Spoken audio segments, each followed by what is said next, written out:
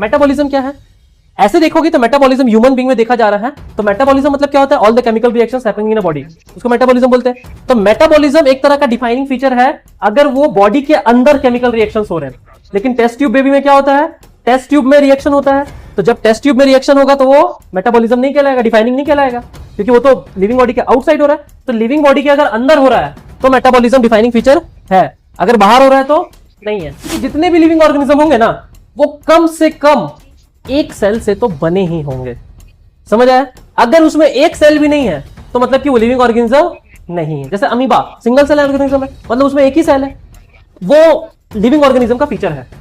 कम से कम एक सेल होना ही चाहिए, अगर एक भी सेल नहीं है तो जाहिर सी बात है वो लिविंग है ही नहीं। इसीलिए कोई भी लिविंग ऑर्गेनिज्म होगा उसमें कम से कम एक सेल होगा, और ये डिफाइनिंग फीचर है। ग्रोथ क्यों नहीं है? क्योंकि ग्रोथ लिविंग ऑर्गेनिज्म में होता है, साथ ही साथ पहाड़ का भी ग्रोथ होता है। बहुत सारा अगर बालू रख ले, रेत रख ले, उसमें भी ग्रोथ होता है।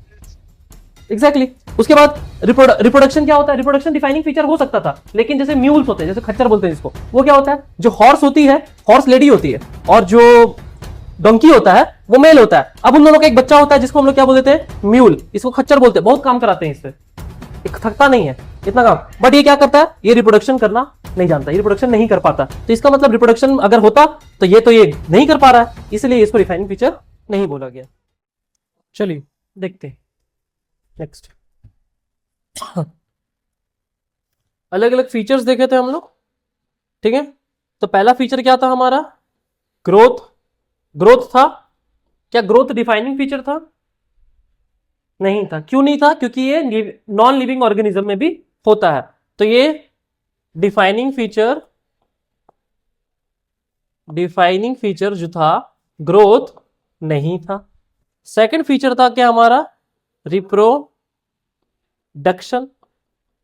सेकंड लिविंग ऑर्गेनिज्म का पहला सेकंड फीचर क्या था? रिप्रोडक्शन। क्या ये डिफाइनिंग फीचर था? ये भी डिफाइनिंग फीचर नहीं था। क्यों?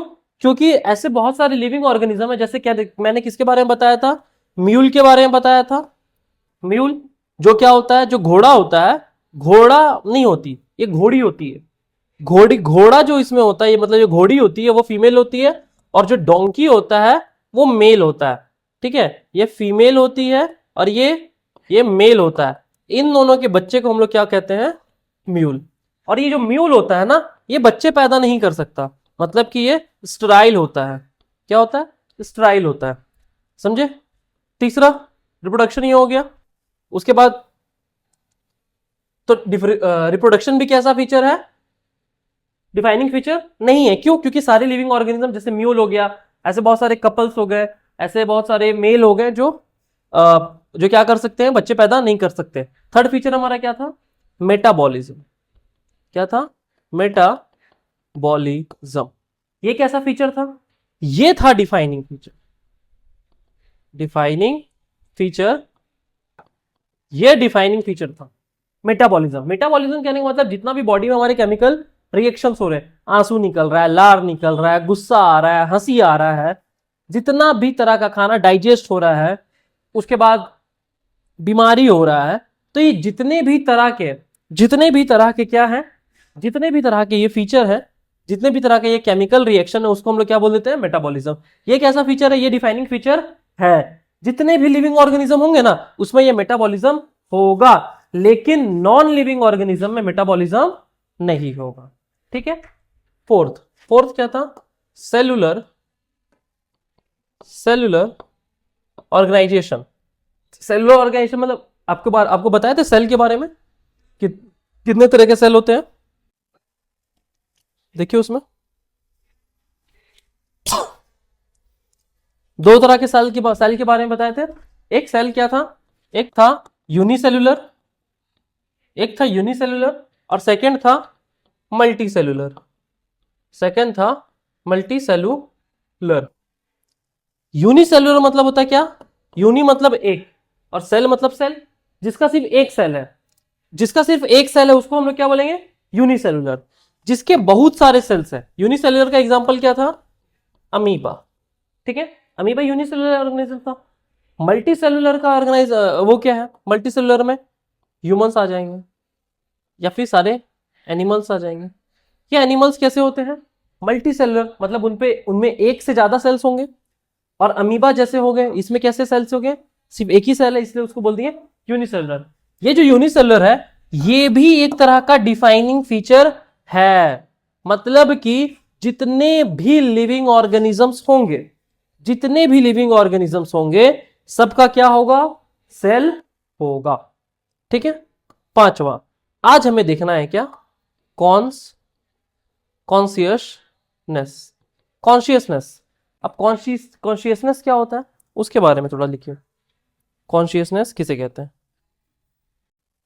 कॉन्शियसनेस, पांचवा नंबर है कॉन्शियसनेस, पांचवा नंबर है कॉन्शियसनेस। फर्स्ट में लिखिएगा, इसका मतलब होता है the ability to sense the surroundings, the ability to sense the surroundings and respond, the ability to sense the surroundings and respond to the stimuli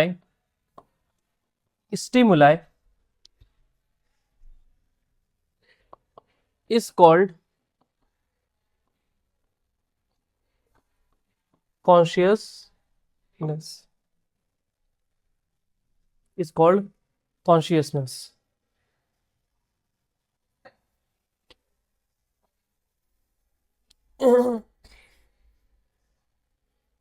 लिखिए, देखिए इसके बारे में समझिए। हमारा पहला फीचर था ग्रोथ, सेकंड फीचर था रिप्रोडक्शन, थर्ड फीचर था मेटाबॉलिज्म, फोर्थ फीचर था सेलुलर ऑर्गेनाइजेशन, और लास्ट फीचर हमारा क्या है, हमारा कॉन्शियसनेस। अब कॉन्शियसनेस किसे कहेंगे, कॉन्शियसनेस कहने का मतलब होता है किसी भी चीज को समझने की या फिर महसूस करने की क्षमता। जैसे हम अभी यहां पे हैं, हमारे वातावरण में या फिर हमारे सराउंडिंग्स में जो भी चीज चल रहा है उसे महसूस करने की क्षमता को हम लोग क्या कह देते हैं, consciousness.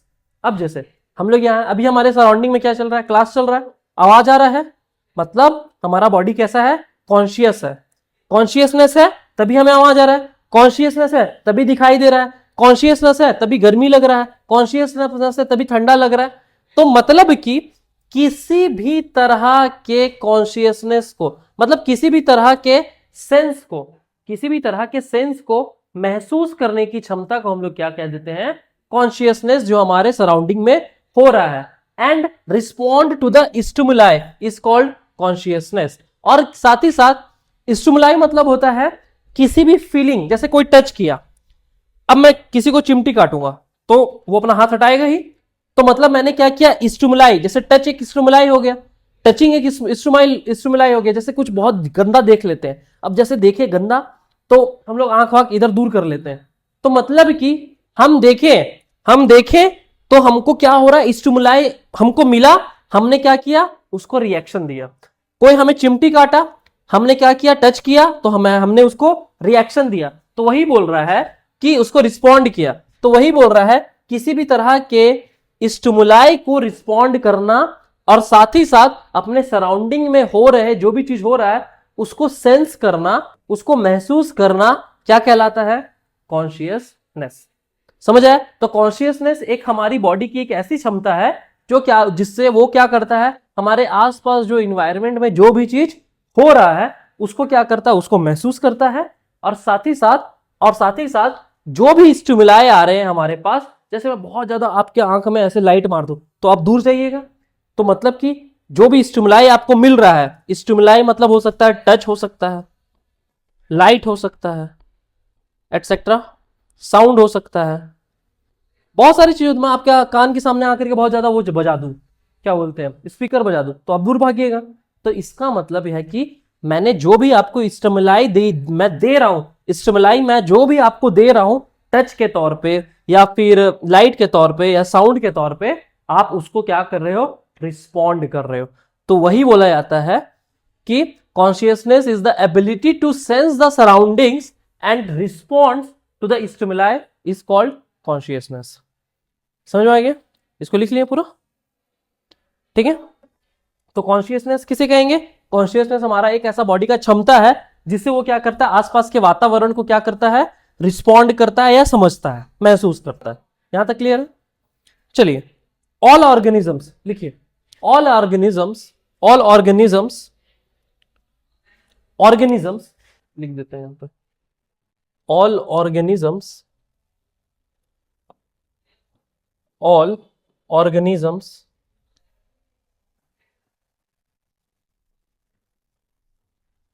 all organisms from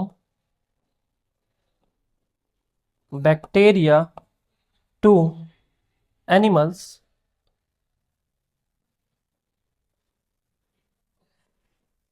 all organisms from bacteria to animals show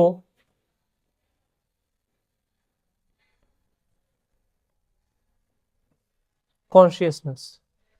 All organisms from bacteria to animals show consciousness.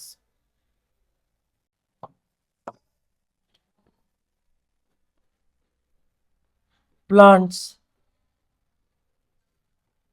respond to light. Plants respond to light. Animals uses sense organs to respond to the environment.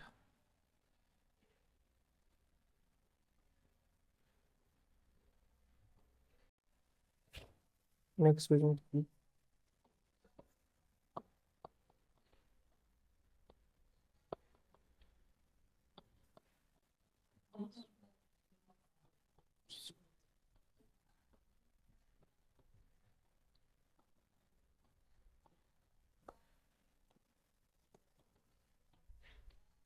Bacteria responds to the chemical changes in their environment.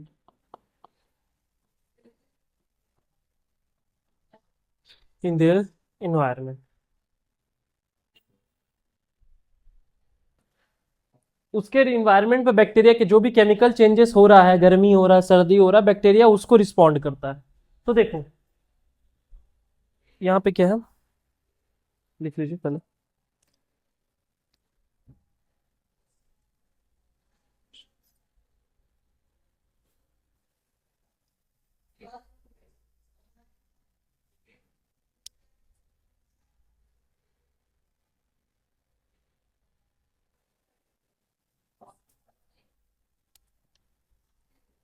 देखो यहां पे क्या है, जितने भी है ना bacteria से लेकर, मतलब सिंगल सेल ऑर्गेनिज्म से लेकर के मल्टी सेलुलर ऑर्गेनिज्म तक, बैक्टीरिया से लेकर बड़ा बड़ा जानवर जिराफ तक, बैक्टीरिया से लेकर जितने भी जानवर है सब में क्या होता है, कॉन्शियसनेस होता है। ठीक है, बड़े बड़े प्लांट से लेकर के बड़े बड़े एनिमल्स तक। प्लांट्स क्या करते हैं, जैसे लाइट होता है, जैसे लाइट आता है वैसे क्या होता है, प्लांट्स क्या करते हैं, लाइट के थ्रू रिस्पॉन्ड करते हैं, है ना। जैसे लाइट आया, धूप वो हुआ, धूप होगा तो प्लांट्स क्या करेगा, अपना खाना बनाना चालू करेगा। तो जैसे लाइट आया उसके थ्रू रिस्पॉन्स किया। एनिमल्स क्या करता है, एनिमल्स क्या करता है, एनिमल्स के पास क्या होते हैं, सेंस ऑर्गन्स होते हैं। कितने सेंस ऑर्गन होते हैं, eyes, ears, nose, tongue and skin. 5 होते हैं क्या, eyes, ears, nose, tongue and skin. ये 5 सेंस ऑर्गन के थ्रू एनिमल्स क्या करता है, वो अपने इन्वायरमेंट को रिस्पॉन्ड करता है। जैसे इन्वायरमेंट में अगर आवाज आ रहा है तो मेरा कान रिस्पॉन्ड करेगा, अगर दिख रहा है तो आंख रिस्पॉन्ड करेगा, कुछ फील हो रहा है, सर्दी गर्मी फील हो रहा है तो मेरा स्किन रिस्पॉन्स करेगा, समझ आया। कुछ मुंह में गया तो मेरा टंग रिस्पॉन्स करेगा कि क्या टेस्ट का गया, आईज, ईयर्स, नोज। और कुछ अगर स्मेल आ रहा है तो मेरा नोज रिस्पॉन्ड करेगा। तो वही बात है, यहाँ पे क्या करता है, यहाँ पे कॉन्शियसनेस में क्या होता है कि कॉन्शियसनेस में एक एबिलिटी है जिसमें क्या करता है, वो फील कर पाता है। एनिमल्स क्या कर पाता है, फील कर पाता है। ठीक है, फील कर पाता है, महसूस कर पाता है। तो एनिमल्स जैसे अपने सेंस ऑर्गन का यूज करते हैं तो वो भी उसका एक कॉन्शियसनेस हो गया। बैक्टीरिया जो है अपने केमिकल चेंजेस जो भी उसके इन्वायरमेंट में हो रहे हैं उसको रिस्पॉन्ड करता है। बैक्टीरिया के आसपास जैसे गर्मी हो गया तो गर्मी में शायद हो सकता है कि जैसे बोलते हैं ना कि पानी को हमेशा गर्म करके पीना चाहिए। क्यों ऐसा बोलते हैं? क्योंकि इसमें जो भी वायरस बैक्टीरिया होंगे अगर गर्म करके पिएंगे तो वो गर्मी से क्या होंगे, मर जाएंगे, तो भागने लगेंगे। तो वो रिस्पॉन्ड किया, गर्मी को रिस्पॉन्ड किया, भागने लगे और अल्टीमेटली क्या हो गया, मर गया। अब मरने के बाद उनके पानी पियोगे तो कुछ नहीं होगा, बॉडी में कोई किसी भी तरह का दिक्कत नहीं होगा। ठीक है, तो बैक्टीरिया जो होता है respond to the chemical changes, अपने केमिकल चेंजेस में वो करता है, रिस्पॉन्ड करता है। लास्ट में आ गया ह्यूमंस, इसमें लिखिएगा only humans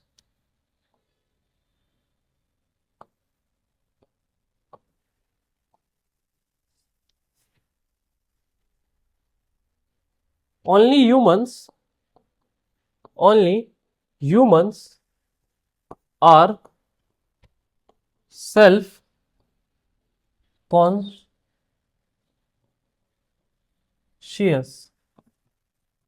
That means only they, that means only humans are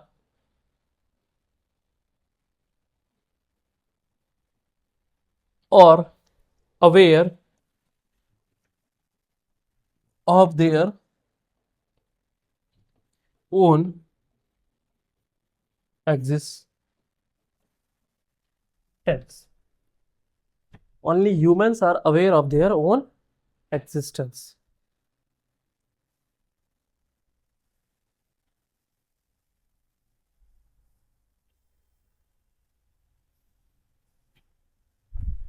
Conclusion.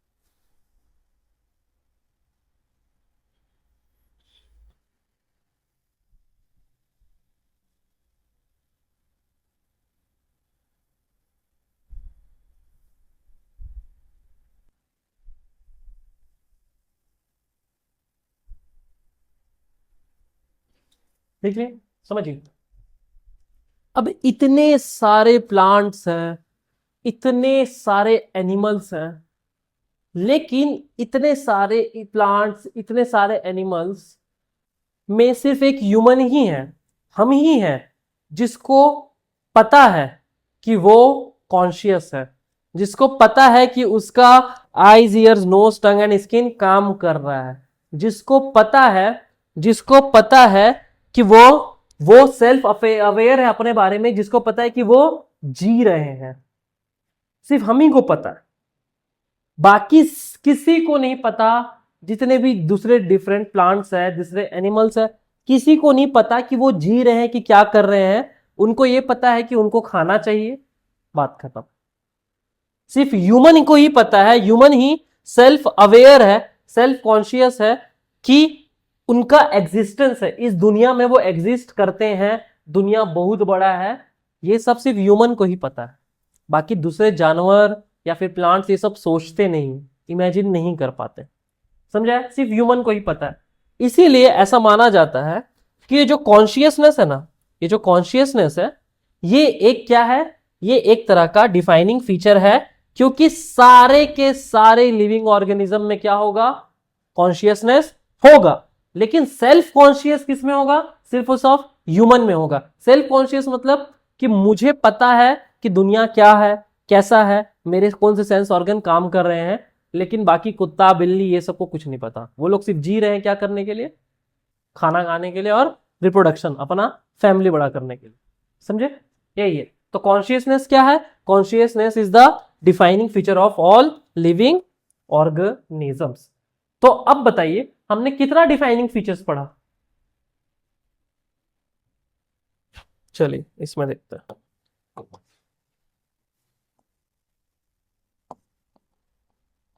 Features, ठीक है। पहला क्या था? ग्रोथ। सेकंड है रिप्रोडक्शन।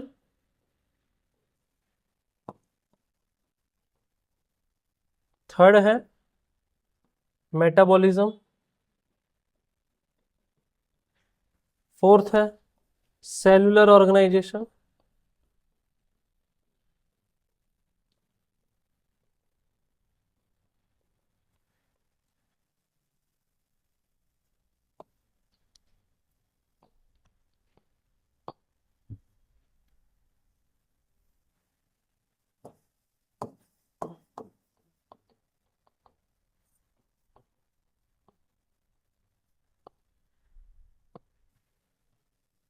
और फिफ्थ है कॉन्शियसनेस।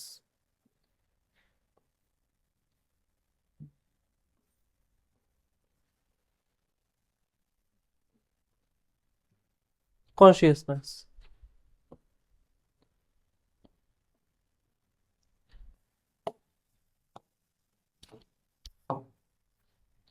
ग्रोथ है? नहीं है। रिप्रोडक्शन है? नहीं है। मेटाबॉलिज्म है। सेलुलर ऑर्गेनाइजेशन है। कॉन्शियसनेस है। ये भी है। समझ आ गया? पांच में से कितने हैं डिफाइनिंग फीचर? ये तीन हर एक लिविंग ऑर्गेनिज्म में होगा, लेकिन ग्रोथ किस में होगा? लिविंग में भी होगा, नॉन लिविंग में भी होगा। पहाड़ भी बढ़ेगा, इंसान भी बढ़ेगा। रिप्रोडक्शन सारी लिविंग ऑर्गेनिज्म में नहीं होता है। जैसे म्यूल लिविंग ऑर्गेनिज्म है, नहीं होता, इसलिए क्या है, ये एक तरह का डिफाइनिंग फीचर नहीं है।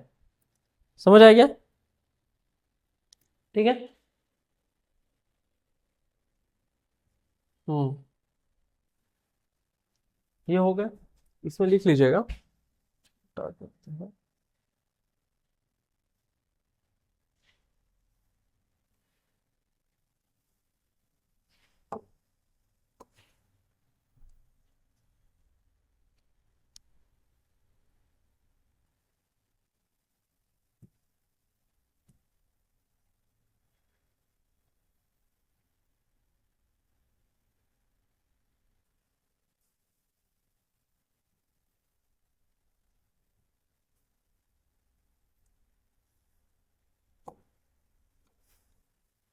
इसमें लिखिएगा फर्स्ट में, ग्रोथ में, ये क्यों डिफाइनिंग फीचर है?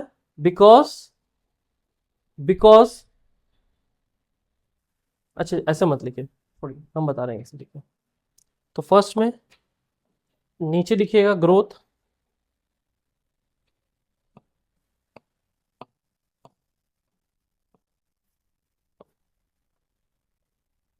ग्रोथ इसमें लिखिएगा not a defining feature because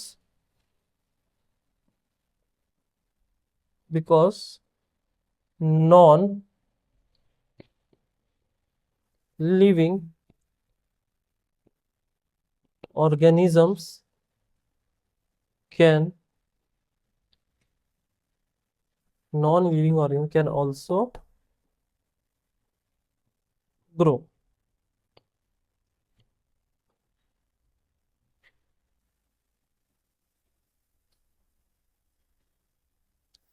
second में reproduction,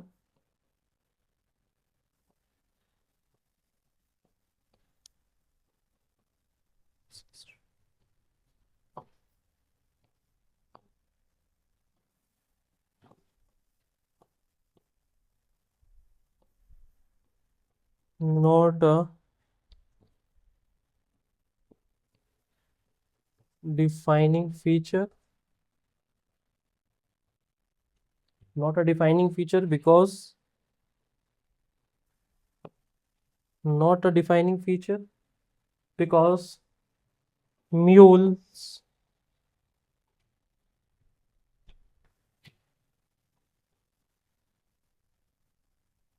sterile bees and sterile couples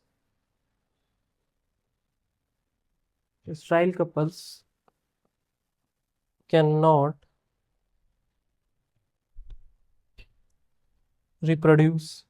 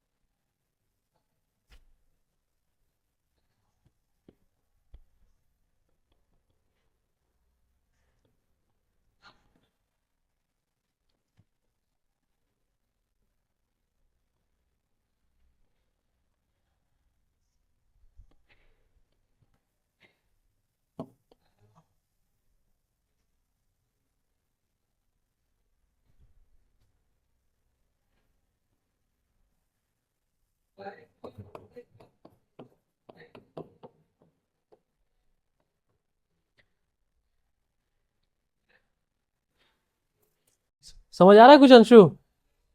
हाँ, या पढ़े हैं नीट का ये? हाँ, क्या है डिफाइनिंग फीचर? अरे नीट में तो पूछा जाता है ना। अभी वापस नीट होगा कुछ दिन में। एक सेकेंड लगा। Growth, reproduction, metabolism, cellular organization, consciousness, 5 होते हैं। क्या है ये? पढ़ के देखो तब नीट निकलेगा। ये तो बहुत इजी है। नीट के सवाल में आते हैं कि इनमें से बताओ which is not the defining feature of a living organism, है ना।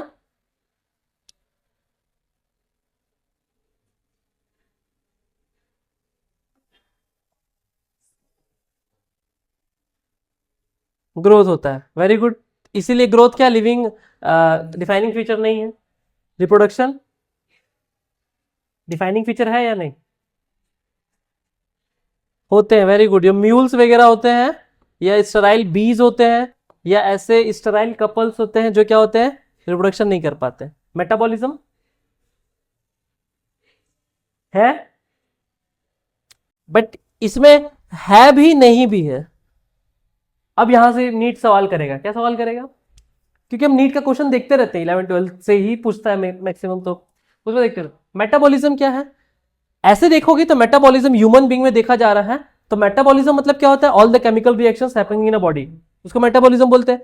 तो मेटाबॉलिज्म एक तरह का डिफाइनिंग फीचर है अगर वो बॉडी के अंदर केमिकल रिएक्शंस हो रहे हैं। लेकिन टेस्ट ट्यूब बेबी में क्या होता है? टेस्ट ट्यूब में रिएक्शन होता है। तो जब टेस्ट ट्यूब में रिएक्शन होगा तो वो मेटाबॉलिज्म नहीं कहलाएगा, डिफाइनिंग नहीं कहलाएगा, क्योंकि वो तो लिविंग बॉडी के आउटसाइड हो रहा है। तो लिविंग बॉडी के अगर अंदर हो रहा है तो मेटाबॉलिज्म डिफाइनिंग फीचर है, अगर बाहर हो रहा है तो नहीं है। सेलुलर ऑर्गेनाइजेशन है, कैसे है? कैसे है? सेलुलर ऑर्गेनाइजेशन कैसे डिफाइनिंग फीचर है?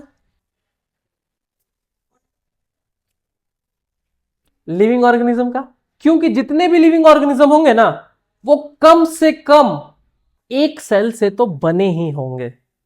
समझ आया? अगर उसमें एक सेल भी नहीं है तो मतलब कि वो लिविंग ऑर्गेनिज्म नहीं है। जैसे अमीबा सिंगल सेल ऑर्गेनिज्म है, मतलब उसमें एक ही सेल है, तो वो लिविंग ऑर्गेनिज्म का फीचर है। कम से कम एक सेल होना ही चाहिए, अगर एक भी सेल नहीं है तो जाहिर सी बात है वो लिविंग है ही नहीं। इसीलिए कोई भी लिविंग ऑर्गेनिज्म होगा उसमें कम से कम एक सेल होगा, और ये डिफाइनिंग फीचर है। कॉन्शियसनेस है या नहीं? रिस्पॉन्स होता है, समझ आया? रिस्पॉन्स होता मतलब जैसे हम सेंस ऑर्गन से रिस्पॉन्स देते हैं, कुछ देखे तो अजीब कर ले, गंदा देख लिए तो नजर हटा लेंगे, सुन लिए तो कान हटा लेंगे। समझ आया? हम रिस्पॉन्स कर रहे हैं, तो सारे के सारे लिविंग ऑर्गेनिज्म क्या करते हैं? रिस्पॉन्स देते हैं। जैसे चींटी पास हो रही है, ऐसे ऐसे मैं हाथ रख दूं, उसको फील हुआ, वो वापस उधर चल जाएगी दूसरे साइड, मतलब रिस्पॉन्स की। तो सारे लिविंग ऑर्गेनिज्म क्या करेंगे? रिस्पॉन्स देंगे। तो ये तीन है, metabolism, cellular organization and consciousness. These are the defining feature. Growth क्यों नहीं है? क्योंकि ग्रोथ लिविंग ऑर्गेनिज्म में होता है, साथ ही साथ पहाड़ का भी ग्रोथ होता है। बहुत सारा अगर बालू रख ले, रेत रख ले, उसमें भी ग्रोथ होता है। एग्जैक्टली उसके बाद रिप्रोडक्शन क्या होता है? रिप्रोडक्शन डिफाइनिंग फीचर हो सकता था, लेकिन जैसे म्यूल्स होते हैं, जैसे खच्चर बोलते हैं जिसको, वो क्या होता है? जो हॉर्स होती है, हॉर्स लेडी होती है, और जो डोंकी होता है वो मेल होता है। अब उन दोनों का एक बच्चा होता है जिसको हम लोग क्या बोल देते हैं? म्यूल। इसको खच्चर बोलते हैं, बहुत काम कराते हैं इससे, थकता नहीं है इतना काम। बट ये क्या करता है? ये रिप्रोडक्शन करना नहीं जानता, ये रिप्रोडक्शन नहीं कर पाता। तो इसका मतलब रिप्रोडक्शन अगर होता तो ये नहीं कर पा रहा है, इसलिए इसको डिफाइनिंग फीचर नहीं बोला गया। समझे? Cellular, it is a defining feature because every living organism is made up of at least one cell. इसको उतार लिए, उतार लीजिए।